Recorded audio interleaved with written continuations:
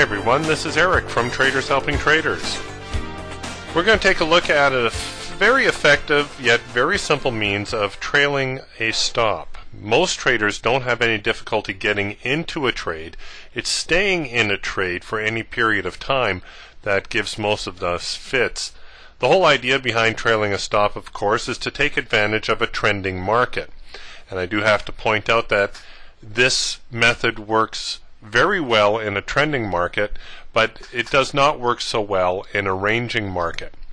No stop will really keep you in a ranging market, and that's not really the idea anyways. Always bear in mind that the chief purpose of a stop loss order is to get you out of a trade where the market is not behaving the way that it should.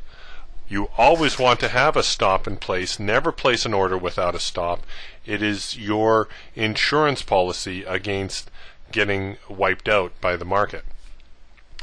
I chose the December 75 corn chart here, and as you can see, in the latter part of July 1975 to the early part of August, corn made a little bit of a pennant formation. And since it's a pennant formation, we can either trade this market long or short. So we have buy and sell orders to capture the market move regardless of which direction it goes from here. The next day we can see that the market broke out to the top side, so we would have actually bought the market on a move higher. Our sell order would now become our stop loss order.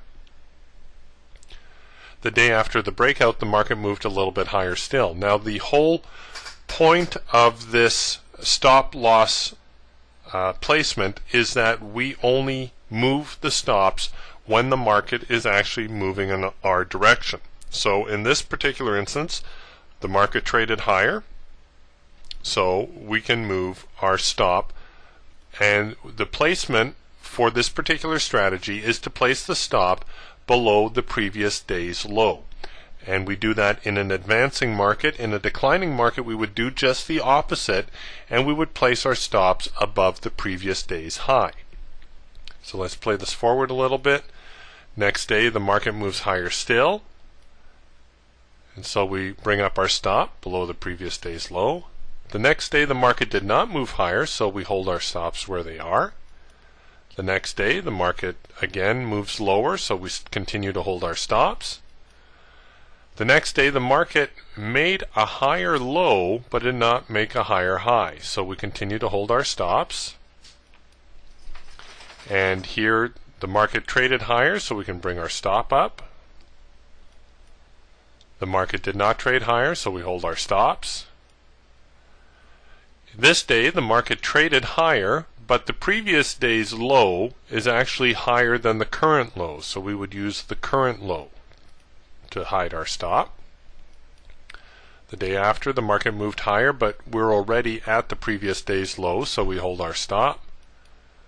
Market trades lower, market trades lower, market trades higher, and again the previous day's low is higher than the current low, so we'll use the current low. The market trades higher. Our stop is already in the correct place, so we'll leave it where it is. The market trades higher. Once again, the previous day's low is higher than the current low, so we will use the current low to cover our trade. Market trades higher. Market trades lower. And again, this is an instance where we have a higher low, but we don't have a higher high. So we hold our stops where they are.